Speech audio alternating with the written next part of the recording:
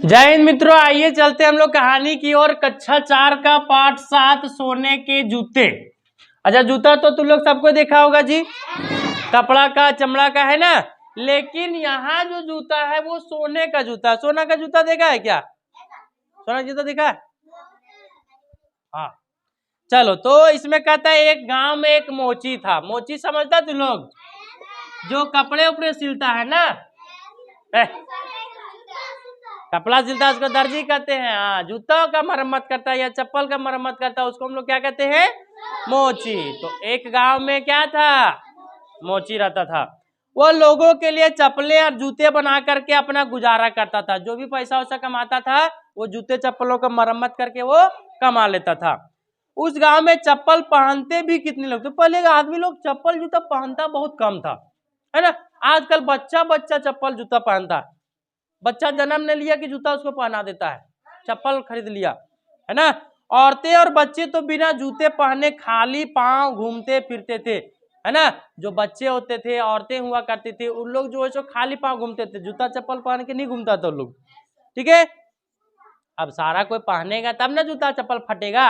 अब जूता चप्पल फटेगा तब ना मोची का काम चलेगा जी। नहीं तो जूते चप्पल नहीं पहनेगा तो कहाँ से काम चलेगा? चलेगा क्या? नहीं।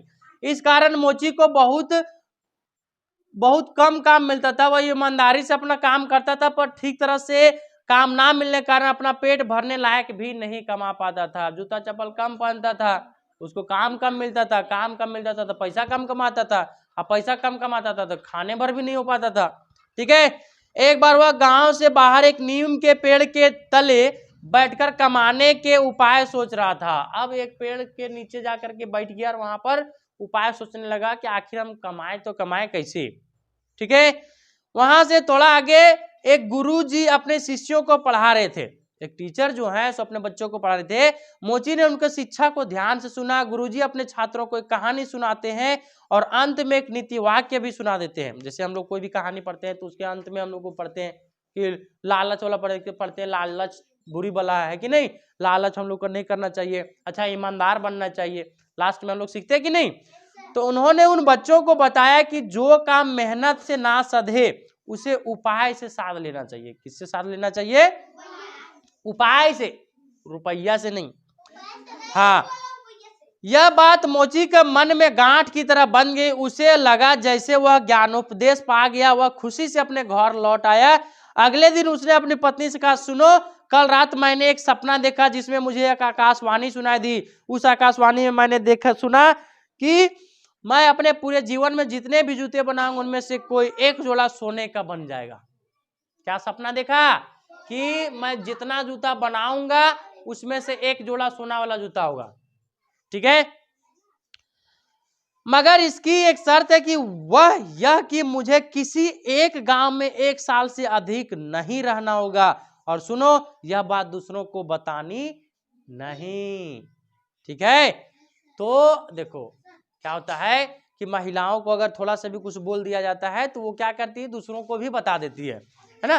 तो जिस तरह से अभी वो अपनी पत्नी को बता दिया, अब उसको बोल दिया कि नहीं बताना, फिक्स है वो बता ही देगी। क्या करेगी?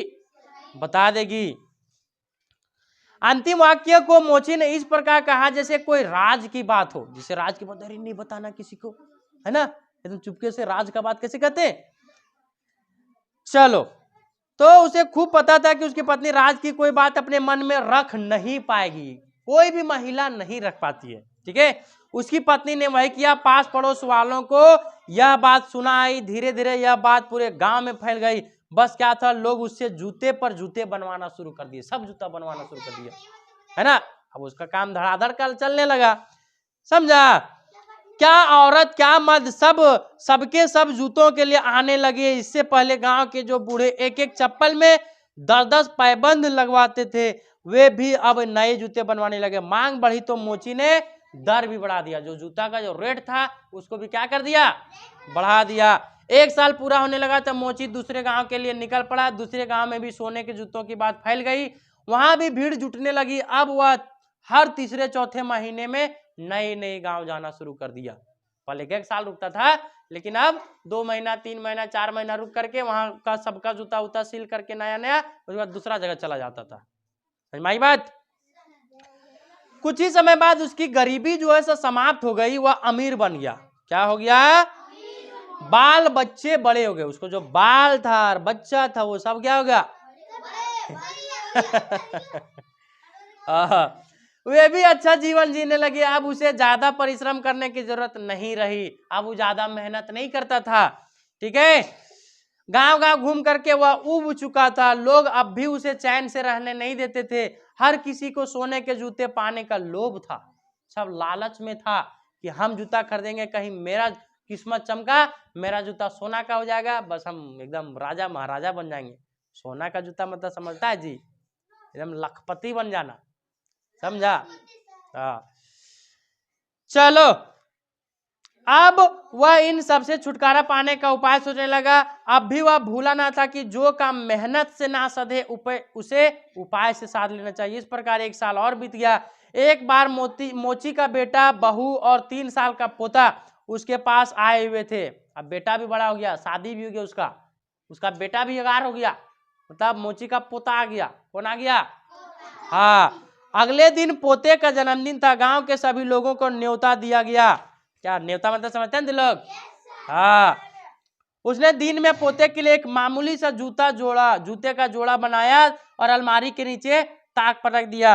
रात को जब सब लोग सो गए, तब आधी रात के करीब मोची उठा। पोते के साधारण जूतों की जगह पर उसने एक नया जोड़ा जूता रख दिया, वो भी सोने का। इसका ये सोने के जूते उसने 6 महीने पहले शहर से जाकर के चुपके से बनवाए थे। ठीक है, पोते के लिए बनाए चमड़े के नए जूते अपने साथ ले गया और कुएं के पास एक गहरे गड्ढे बनाकर उसमें गाड़ दिया। क्या कर दिया? मोची एकदम तड़के ही उठ बैठा। बिस्तर पर बैठे बैठे घर वालों से चिल्लाकर पूछने लगा, अरे बच्चे के जूते कहाँ गए?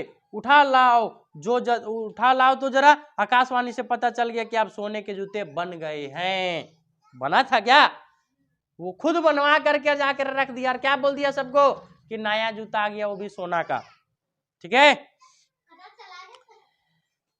घर के लोगों से भी उसने सोने के जूतों का राज नहीं बताया था। जिसने भी देखा दांतों तले उंगली दबा ली।